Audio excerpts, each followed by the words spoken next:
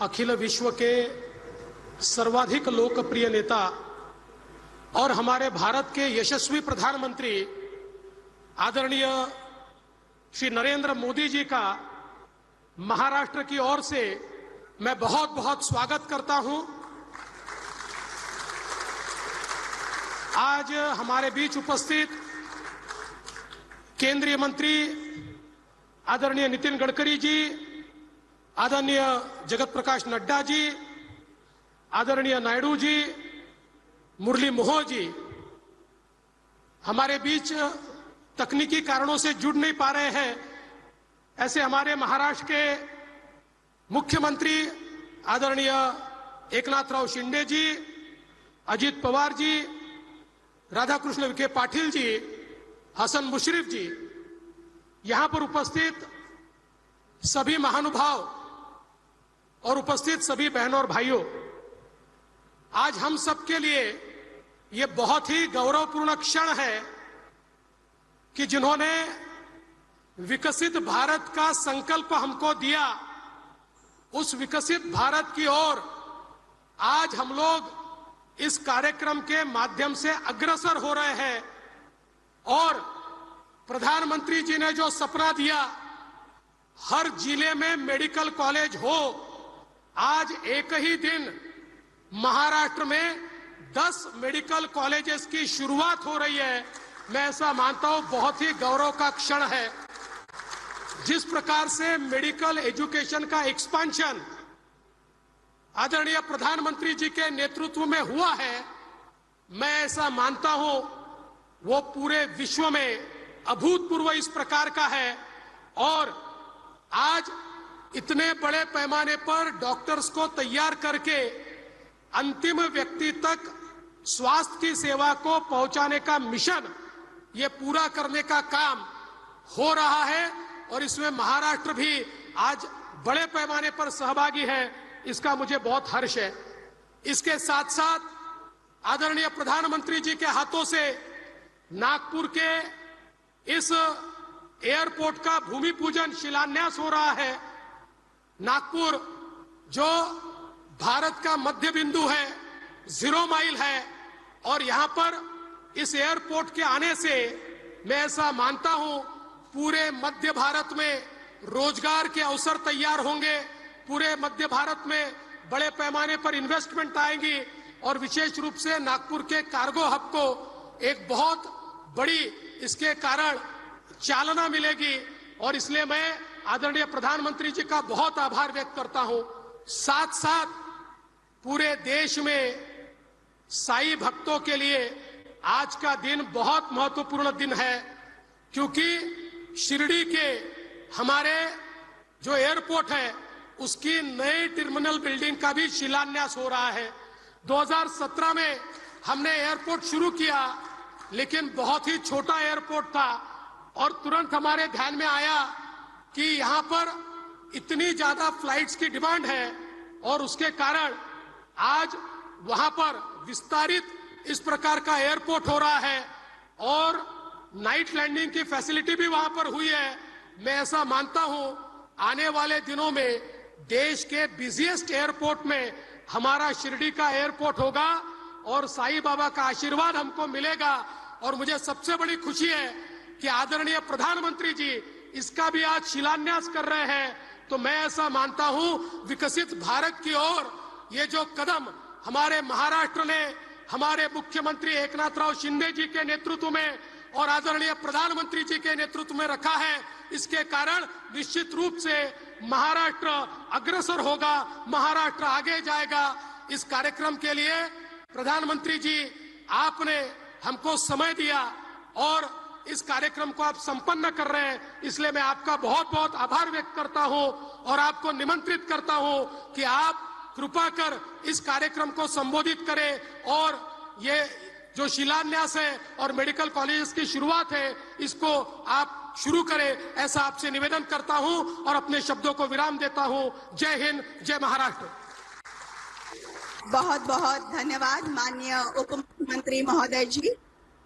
और अब मुंबई, नासिक, जालना, बुल्ढाना, हिंगोली, वाशिम, अमरावती, भंडारा, गढ़चिरौली तथा ठाणे के अंबरनाथ इन 10 जगहों पर नूतन सरकारी मेडिकल विद्यालयों का प्रारंभ, साथ ही Indian Institute of Skills Mumbai का उद्घाटन और विद्या समीक्षा केंद्र महाराष्ट्र का लोकार्पण करने हेतु मैं माननीय प्रधानमंत्री जी से विनती करती हूं कि वे ई फलकों का अनावरण रिमोट का बटन दबाकर करें।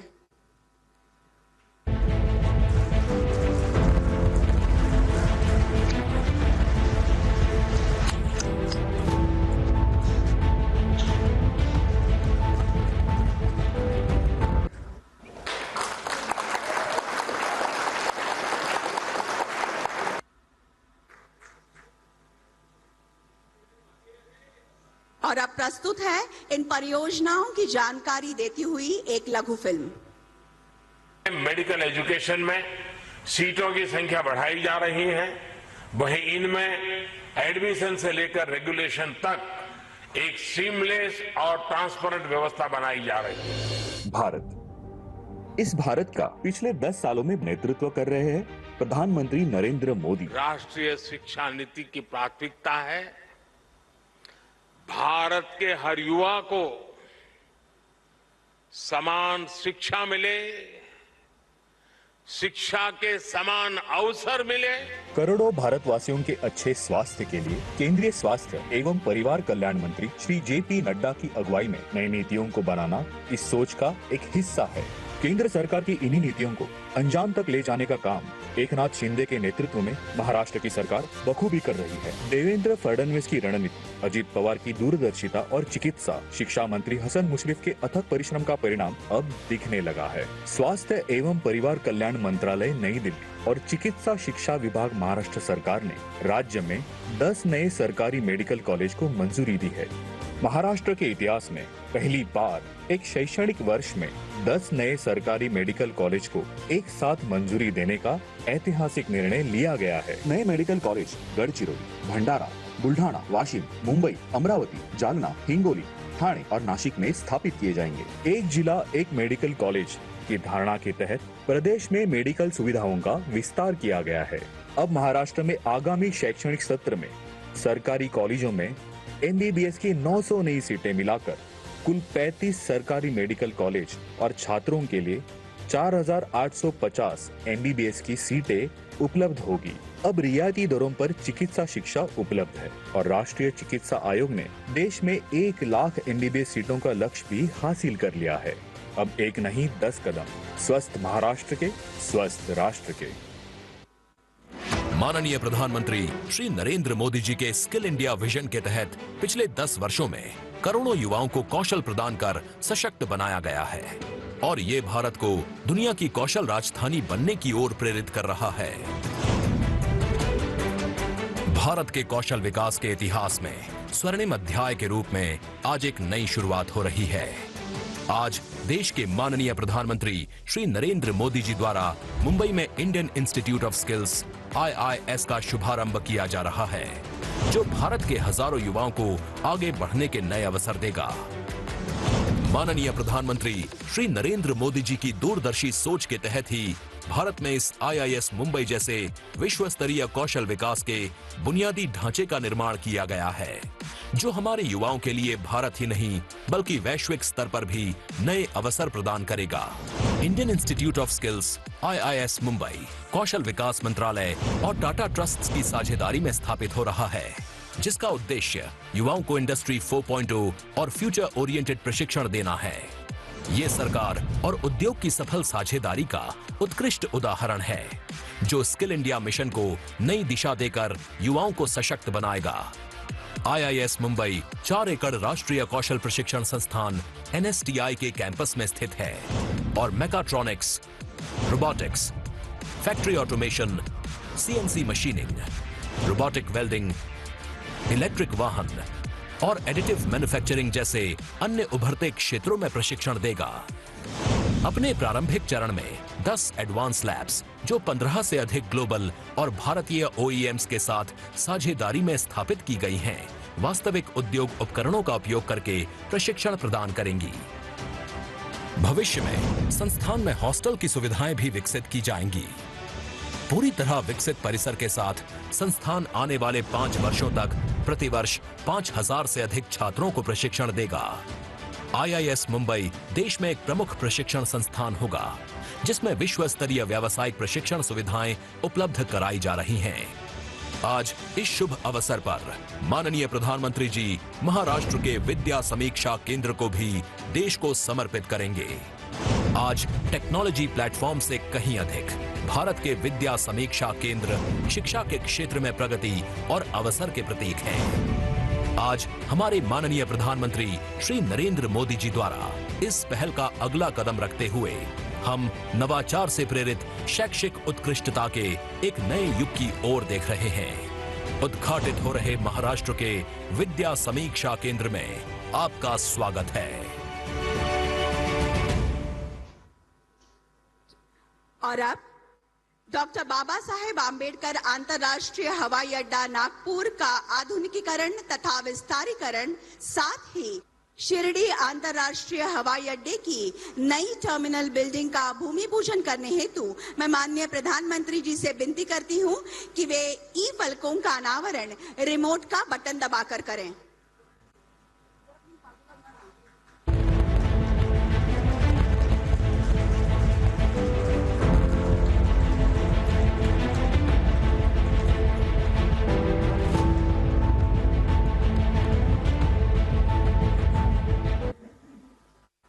और अब इन परियोजनाओं पर आधारित एक लघु फिल्म चलेगी।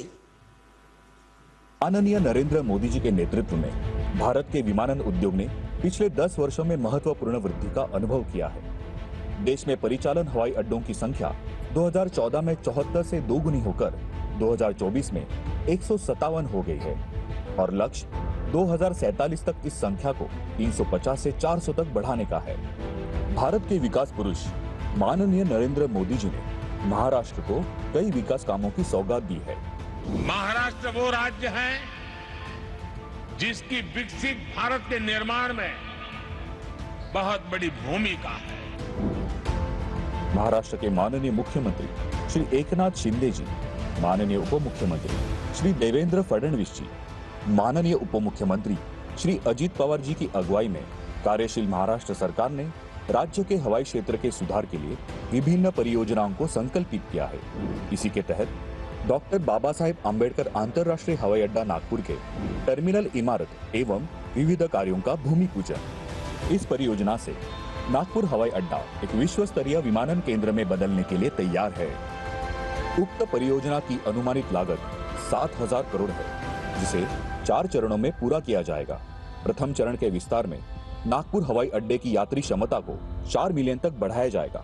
भविष्य में इसे 30 मिलियन यात्रियों की क्षमता तक बढ़ाने की योजना है और कार्गो हैंडलिंग क्षमता को वर्तमान स्तर से 4 गुना बढ़ाकर 20,000 टन तक बढ़ाने की योजना है। इस योजना से नागपुर की अंतर्राष्ट्रीय हवाई सेवा बेहतर होगी, जिससे विदर्भ क्षेत्र के एग्रो उत्पाद का जलद गति से निर्यात हो पाएगा और पर्यटन, व्यापार और रोजगार के नए अवसर पैदा होंगे। शिरडी अंतर्राष्ट्रीय हवाई अड्डा नई एकीकृत टर्मिनल इमारत भूमि पूजन। हवाई मार्ग से शिरडी में आने वाले पर्यटकों की संख्या को देखते हुए शिरडी हवाई अड्डा विकसित करने के लिए MADC द्वारा नए टर्मिनल इमारत विकसन की योजना प्रस्तुत है। कुल 645 करोड़ की लागत से बनने वाली न्यू इंटीग्रेटेड टर्मिनल बिल्डिंग का कुल क्षेत्र 54,000 स्क्वायर मीटर होगा। इस परियोजना से देश विदेश से आने वाले यात्रियों को अंतर्राष्ट्रीय मानक सुविधाओं के साथ सुखद यात्रा का अनुभव मिलेगा। शिरडी में धार्मिक पर्यटन को बढ़ावा मिलेगा और स्थानीय लोगों के रोजगार निर्माण में वृद्धि होगी। इन परियोजनाओं से हवाई क्षेत्र के उत्थान के साथ विकास की ऊंची उड़ान भरने के लिए महाराष्ट्र राज्य तैयार है। बेहद पेशकीमती मूल्य की सौगात आज माननीय प्रधानमंत्री महोदय जी ने हमें दी। हम उनके प्रति आभार प्रकट करते हैं और अब महाराष्ट्र के मुख्यमंत्री माननीय श्री एकनाथराव शिंदे जी हमें माणगाव रायगढ़ से संबोधित करेंगे। नमस्कार। आजच्या विमानतळ आणि मेडिकल कॉलेजच्या लोकार्पण भूमिपूजन प्रसंगी उपस्थित देशाचे लोकप्रिय आणि यशस्वी और जिनकी लोकप्रियता आसमान को छू रही है, ऐसे हमारे आदरणीय प्रधानमंत्री नरेंद्र मोदी जी का मैं महाराष्ट्र की जनता की ओर से हृदय से स्वागत करता हूं, उनका अभिनंदन करता हूं। आज उपस्थित राज्यपाल सीपी राधाकृष्णन जी है, केंद्रीय मंत्री गडकरी जी है, वाहतूक मंत्री नायडू जी है, हमारे उप मुख्यमंत्री देवेंद्र जी है, अजीत दादा जी है, सभी अन्य हमारे मंत्रीगण, सांसद और विधायक, सभी लोगों को मैं शुभकामनाएं देता हूं। और सबसे पहले हरियाणा में मिली शानदार जीत के लिए मोदी जी का मैं बहुत बहुत अभिनंदन करता हूं। सचमुच जीत हो तो ऐसी हो। एग्जिट पोल के आंकड़े देखकर कांग्रेस के लोग जलेबी बांटने लगे थे, उनके मन में लड्डू फूट रहे थे, लेकिन आखिरकार उनके अहंकार का गुब्बारा हरियाणा की जनता और मोदी जी ने फोड़ दिया। इसलिए मैं फिर एक बार धन्यवाद देता हूं। मोदी जी भारत के मन की बात जानते हैं, मोदी जी भारत के जनमन में समाये हुए हैं। जब भी विकास की बात होती है तो बस मोदी जी की बात होती है और मोदी जी की याद आती है। आज नागपुर में स्थित doctor Baba Saheb Ambedkar international airport और शिरडी एयरपोर्ट के इंटीग्रेटेड टर्मिनल का भूमि पूजन आदरणीय मोदी जी के कर कमलों से हो रहा है। महाराष्ट्र के विभिन्न जिलों में स्थित गवर्नमेंट मेडिकल कॉलेज का भी उद्घाटन हो रहा है। महाराष्ट्र मेडिकल शिक्षा में अव्वल स्टेट बनते जा रहा है। इस उपलब्धि के लिए मैं केंद्र सरकार को, आदरणीय मोदी जी को बहुत बहुत धन्यवाद देता हूं। सबका साथ सबका विश्वास, इसी मंत्र के साथ मोदी जी ने काम शुरू किया। हमारे लिए यह मंत्र एक मार्गदर्शक दीप स्तंभ की तरह है। मोदी जी का साथ, मोदी जी का विश्वास, ये हमारी सफलता का मंत्र है। महाराष्ट्र में विकास का यह पर्व लाने के लिए हमें उन्होंने हमेशा सहयोग दिया है, हमारा मार्गदर्शन किया है। नागपूरच्या महामानव डॉक्टर बाबासाहेब आंबेडकर इंटरनॅशनल एअरपोर्टवर लवकरच 100 विमानांची व्यवस्था होणार आहे आणि दरवर्षी 14 लाख प्रवासी प्रवास करणार आहेत। 9 लाख मेट्रिक टनाची माल वाहतूक शक्य होणार आहे। नागपूर विमानतळाच्या विस्तारामुळे विदर्भ हे आंतरराष्ट्रीय व्यापार, उद्योग आणि तंत्रज्ञानाचं केंद्र होण्यास मदत होणार आहे। त्यातून अधिक परकीय गुंतवणूक भारताकडे येईल, मोठ्या प्रमाणात रोजगार निर्मिती होऊन त्याचा देशाच्या विकासाला हातभार लागेल। साईबाबांच्या पदस्पर्शाने पावन झालेल्या शिर्डीला आंतरराष्ट्रीय स्तरावर महत्व आहे। संपूर्ण देशातून, जगभरातून साई भक्त शिर्डीला येतात। आध्यात्मिक दृष्ट्या एक तीर्थस्थळ म्हणून जग शिर्डीकडे पाहते आणि आपण इथे 650 कोटी खर्च करून एकीकृत टर्मिनल उभारतो आहोत। शिर्डीतलं पर्यटन त्यामुळे वाढेल, रोजगार आणि सेवा संधी वाढेल। 55 कोटी रुपये खर्च करून शिर्डी विमानतळावर कार्गो कॉम्प्लेक्स उभारलं जात आहे।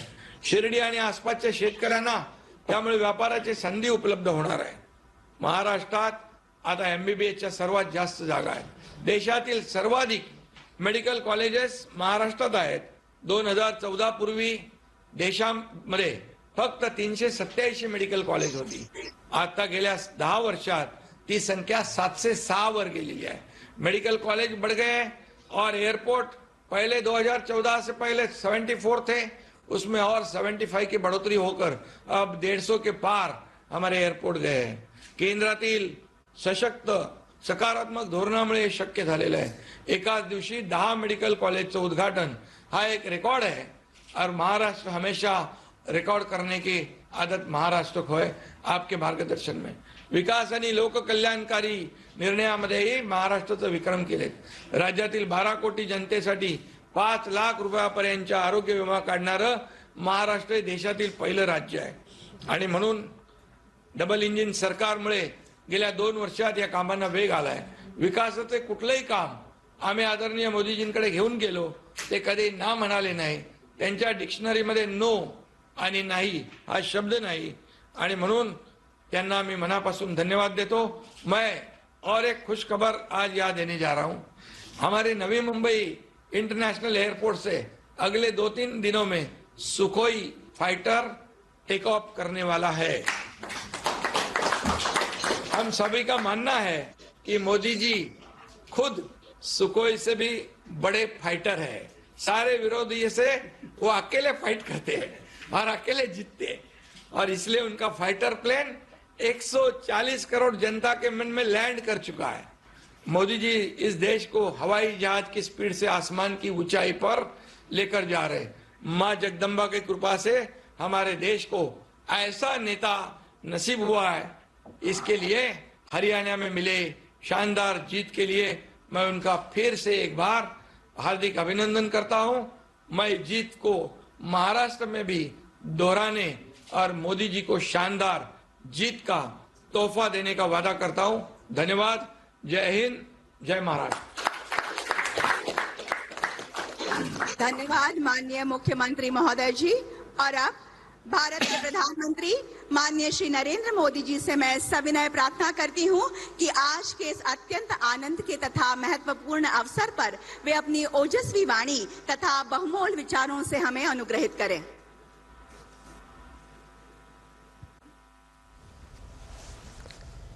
नमस्कार। महाराष्ट्र के गवर्नर सीपी राधाकृष्णन जी, मुख्यमंत्री श्रीमान एकनाथ शिंदे जी, केंद्रीय मंत्रिमंडल के मेरे सहयोगी महाराष्ट्र के उप मुख्यमंत्री श्री देवेंद्र फडणवीस जी, श्री अजित पवार जी, अन्य सभी वरिष्ठ महानुभाव और महाराष्ट्र के मेरे प्यारे भाइयों और बहनों,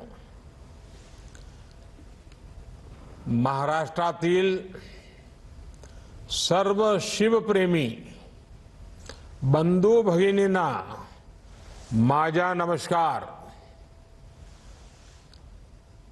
आज महाराष्ट्र को 10 मेडिकल कॉलेज की सौगात मिल रही है।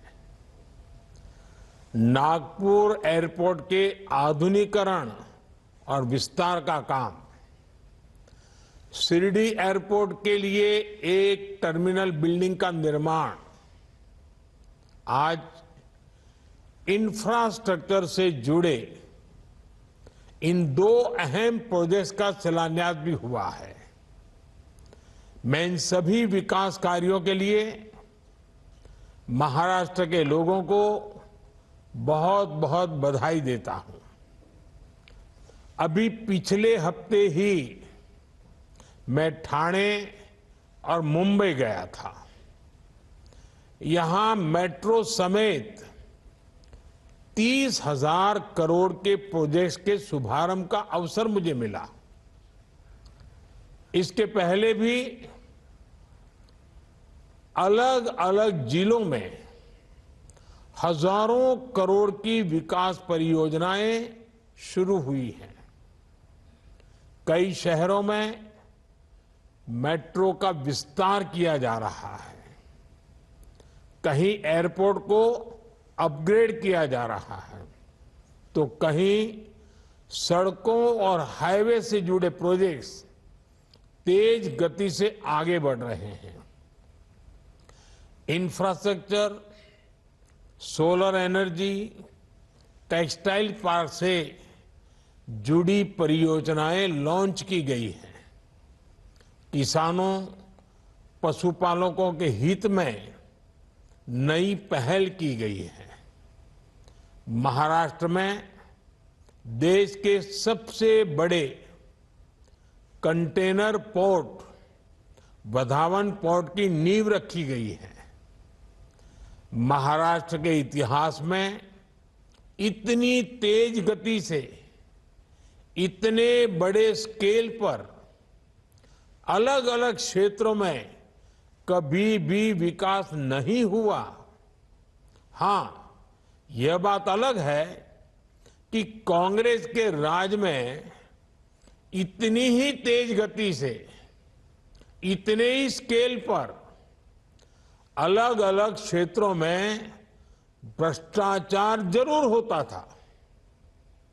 भाइयों और बहनों, कुछ दिन पहले ही हमने मराठी भाषा को अभिजात भाषा का दर्जा दिया।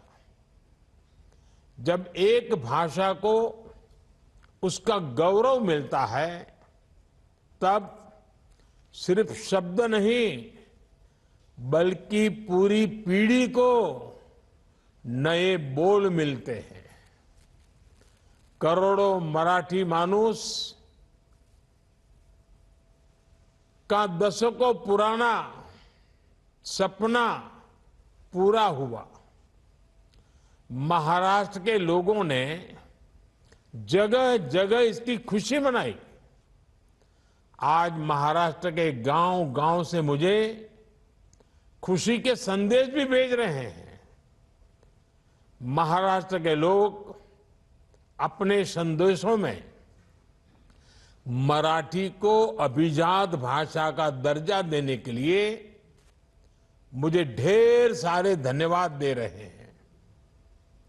लेकिन मैं बताना चाहता हूं, ये काम मैंने नहीं, आप सबके आशीर्वाद ने किया है।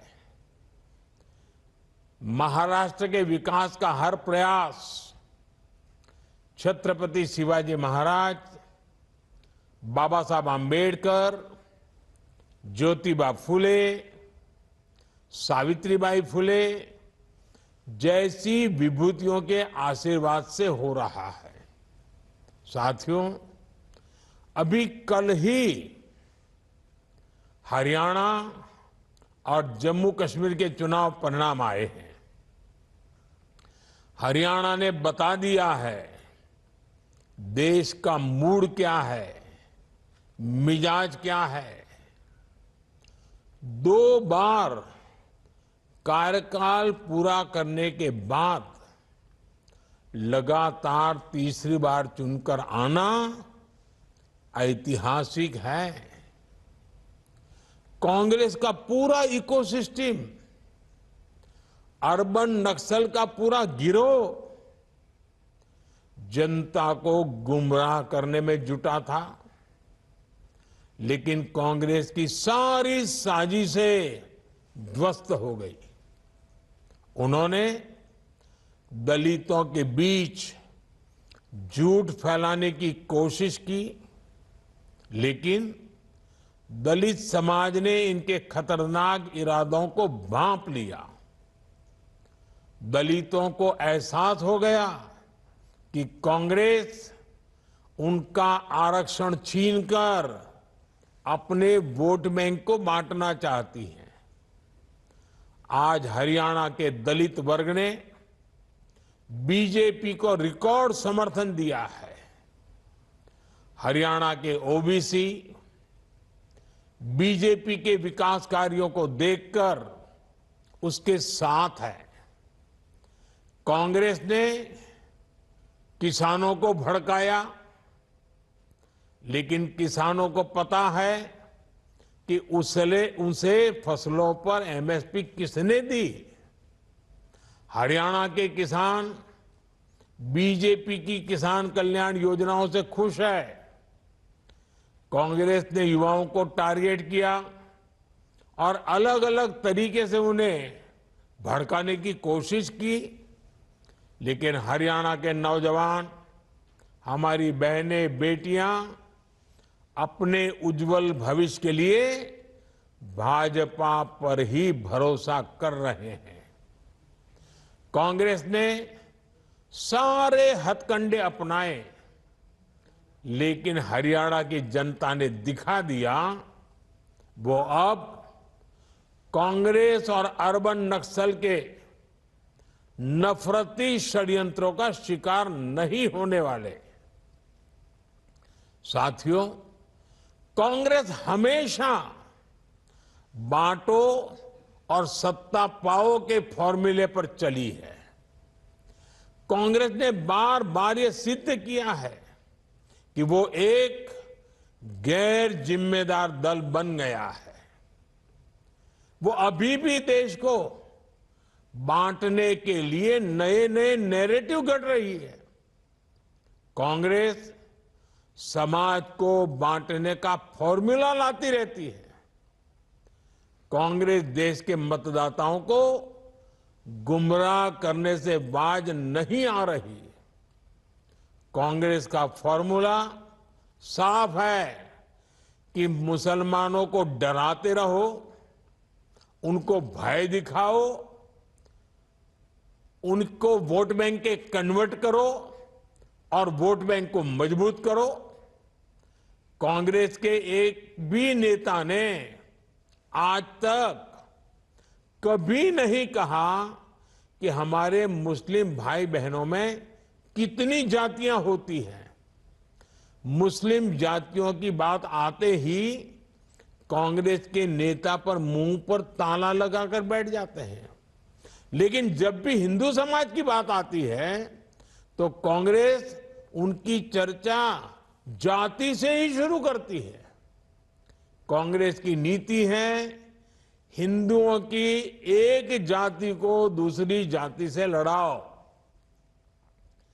कांग्रेस जानती है कि जितना हिंदू बटेगा उतना ही उसका फायदा होगा। कांग्रेस किसी भी तरीके से हिंदू समाज में आग लगाए रखना चाहती है ताकि वो उस पर राजनीतिक रोटियां सेकती रहें। भारत में जहां भी चुनाव होते हैं वहां कांग्रेस यही फॉर्मूला लागू करती है। अपना वोट बैंक पक्का करने के लिए कांग्रेस समाज में जहर घोलने के हर हथकंडे अपना रही है।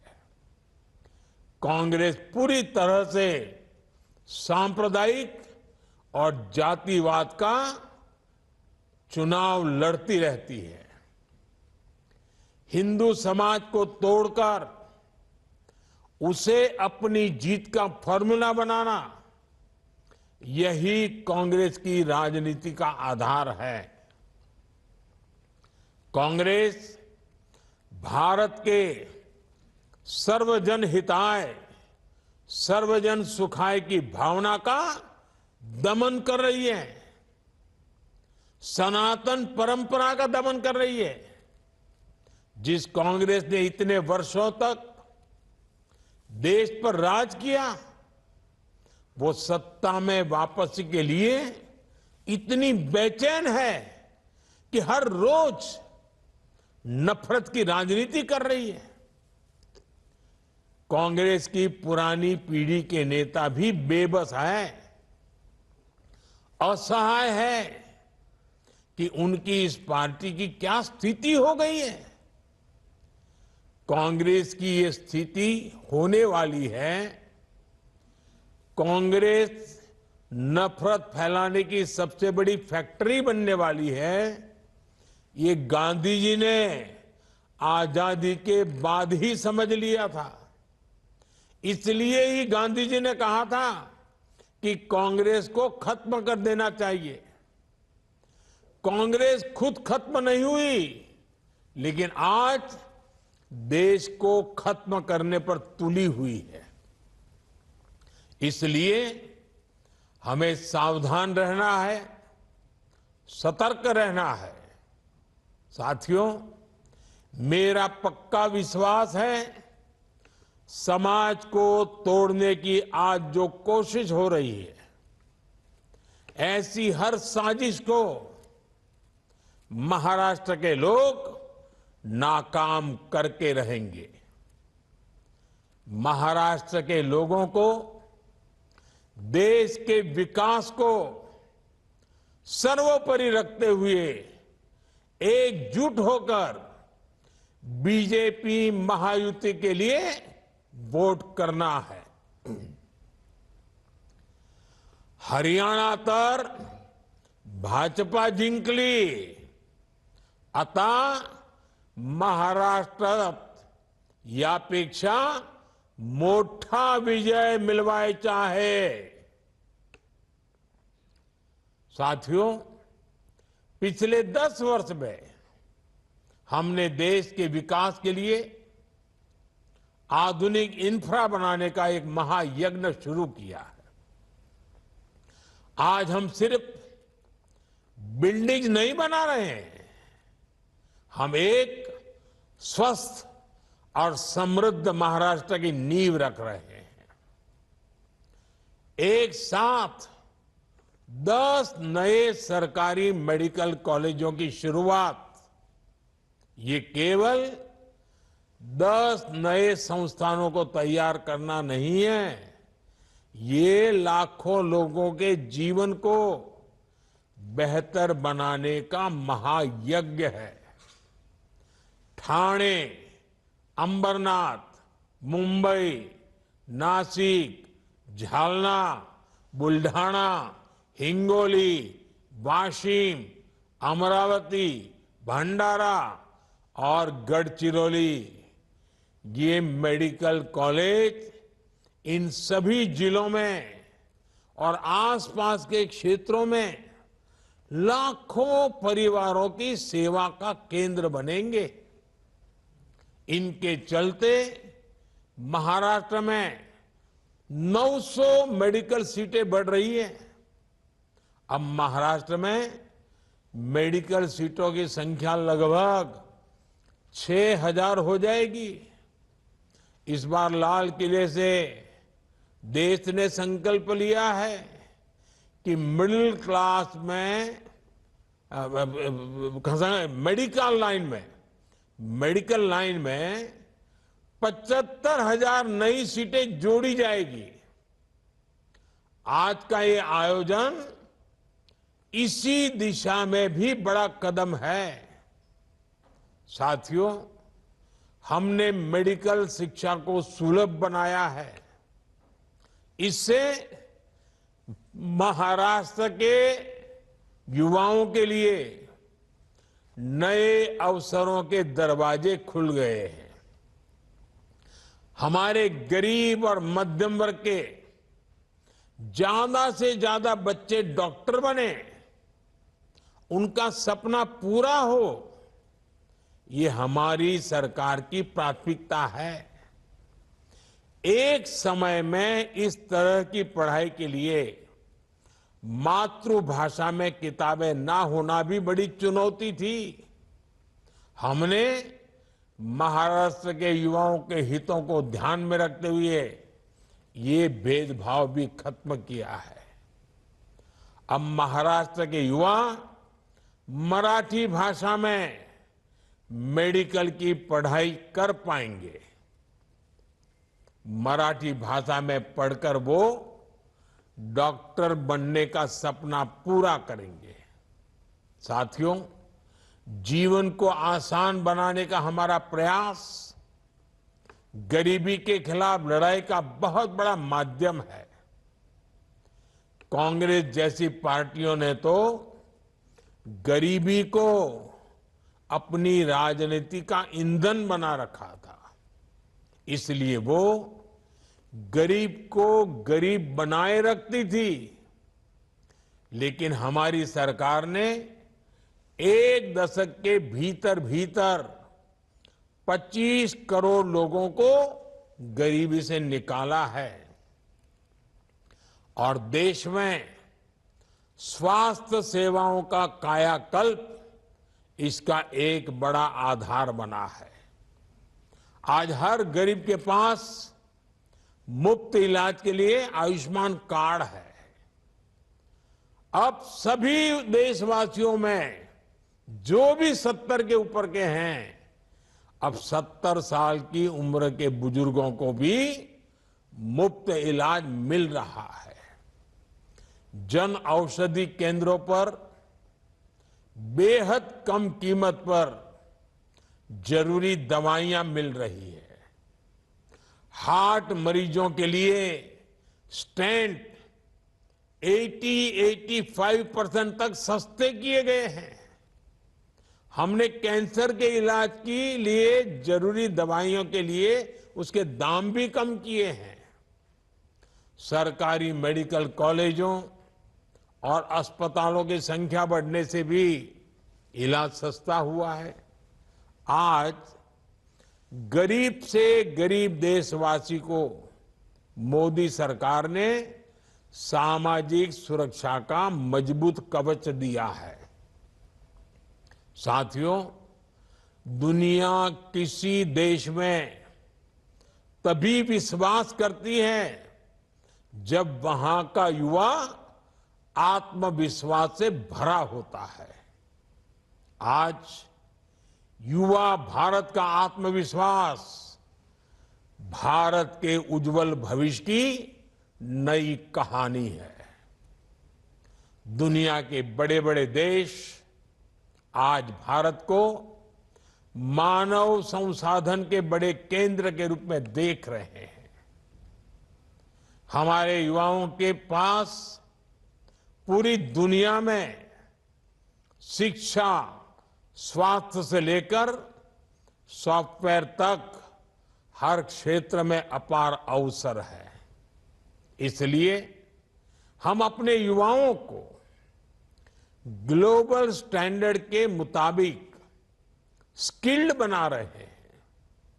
आज हम महाराष्ट्र में विद्या समीक्षा केंद्र जैसे प्रकल्प भी शुरू कर रहे हैं। आज हमने मुंबई में इंडियन इंस्टीट्यूट ऑफ स्किल्स का शुभारंभ भी किया है। इसमें युवाओं को फ्यूचर ओरिएंटेड ट्रेनिंग मिलेगी, उनके टैलेंट को बाजार की डिमांड के मुताबिक आगे बढ़ाया जाएगा। हमारी सरकार ने युवाओं को पेड इंटर्नशिप देने की शुरुआत भी की है। भारत के इतिहास में पहली बार इस तरह की पहल हुई है। अब युवाओं को 5,000 रुपये इंटर्नशिप के तौर पर मिलेंगे। मुझे खुशी है कि हजारों कंपनियां इस अभियान में जुड़ने के लिए युवाओं को इंटर्नशिप में मदद करने के लिए रजिस्ट्रेशन करा रही है। इस पहल से युवाओं की नींव मजबूत होगी, उनको नया अनुभव मिलेगा और उनके लिए नए अवसरों की राह आसान होगी। भाइयों और बहनों, युवाओं को लेकर भारत जो प्रयास कर रहा है उसके परिणाम भी लगातार सामने आ रहे हैं। आज हमारे एजुकेशन इंस्टीट्यूट्स दुनिया के टॉप इंस्टीट्यूट्स की बराबरी कर रहे हैं। अभी कल ही वर्ल्ड यूनिवर्सिटी रैंकिंग आई है। इस रैंकिंग के अनुसार भारत में युवाओं के लिए उच्च शिक्षा की, रिसर्च की क्वालिटी बदल रही है। साथियों, आज पूरी दुनिया की नजर भारत पर है। भारत दुनिया की 5वीं सबसे बड़ी अर्थव्यवस्था बन चुका है। अब ग्लोबल इकोनॉमी का फ्यूचर भारत से जुड़ा हुआ है। भारत की ये आर्थिक प्रगति नए अवसरों को लेकर आ रही है। ऐसे क्षेत्र जिनकी दशकों तक कांग्रेस ने उपेक्षा की, आज वो क्षेत्र भी असीम अवसरों का स्रोत बन रही है। जैसे टूरिज्म का उदाहरण है। महाराष्ट्र के पास कितनी अमूल्य विरासत है। महाराष्ट्र में कितने सुंदर प्राकृतिक स्थल है, आध्यात्मिक केंद्र है। इनके इर्द गिर्द हजारों लाखों करोड़ की इकोनॉमी विकसित हो सकती थी, लेकिन इन अवसरों का वैसे उपयोग नहीं हुआ जैसा होना चाहिए था। कांग्रेस को न विकास से मतलब था, न विरासत से मतलब था। हमारी सरकार में विकास भी है, विरासत भी है। हम अपने समृद्ध अतीत से प्रेरणा लेकर उज्जवल भविष्य का निर्माण कर रहे हैं। इसलिए आज शिरडी एयरपोर्ट के लिए नए टर्मिनल बिल्डिंग का शिलान्यास, नागपुर एयरपोर्ट का आधुनिकीकरण, ऐसे ही कितने ही विकास कार्य आज अनवरत महाराष्ट्र में चल रहे हैं। शिरडी एयरपोर्ट के नए टर्मिनल से साईं बाबा के भक्तों को काफी सुविधा होगी। देश विदेश से बड़ी संख्या में श्रद्धालु यहां आ सकेंगे। कुछ ही दिन पहले मैंने अपग्रेडेड सोलापुर एयरपोर्ट का लोकार्पण भी किया था। जब श्रद्धालु एक जगह आएंगे, शनि शिंगणापुर, तुलजा भवानी, कैलाश मंदिर जैसे आसपास के दूसरे स्थानों पर भी जरूर जाएंगे। इससे महाराष्ट्र की पर्यटन इकोनॉमी को बूस्ट मिलेगा, रोजगार के अवसर बढ़ेंगे। साथियों, हमारी सरकार का हर निर्णय और हर नीति केवल एक ही लक्ष्य के लिए समर्पित है, और वो लक्ष्य है विकसित भारत। और इसके लिए हमारा विजन है गरीब, किसान, युवा और महिलाओं का कल्याण। इसलिए विकास का हर प्रोजेक्ट गांव, गरीब, मजदूर, किसान के लिए समर्पित होता है। शिरडी एयरपोर्ट में जो अलग अलग कार्गो कॉम्प्लेक्स बना रहे हैं, वो किसानों की बहुत बड़ी मदद करेगा। इस कॉम्प्लेक्स के द्वारा विभिन्न प्रकार के कृषि उत्पादों को देश और विदेश में भेजा जाएगा। इसका फायदा शिरडी, लासलगांव, अहिल्यानगर और नासिक के किसानों को होने वाला है। ये किसान प्याज, अंगूर, सहजन, अमरूद और अनार जैसे उत्पादों को बड़े बाजार तक आसानी से पहुंचा सकेंगे। भाइयों और बहनों, हमारी सरकार किसानों के हित में लगातार जरूरी कदम उठा रही है। हमने बासमती चावल पर न्यूनतम निर्यात मूल्य को खत्म कर दिया है। गैर बासमती चावल के निर्यात पर प्रतिबंध भी हटा दिया गया है। पर बॉइल्ड चावल पर निर्यात शुल्क भी आधा हो गया है। महाराष्ट्र के किसानों का मुनाफा बढ़े, इसके लिए सरकार ने प्याज पर लगने वाले एक्सपोर्ट टैक्स को भी आधा कर दिया है।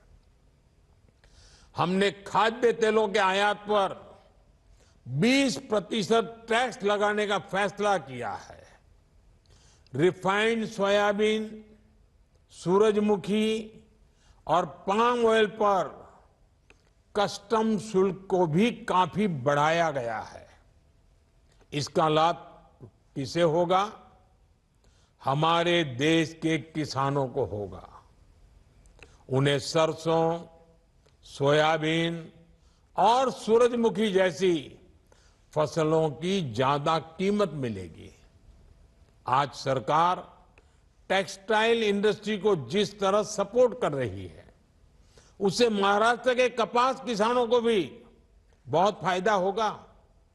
साथियों, आपको एक बात हमेशा याद रखनी है, महाअघाड़ी महाराष्ट्र को कमजोर करके सत्ता पाना चाहती है, जबकि महायुति का संकल्प महाराष्ट्र को मजबूत बनाने का है।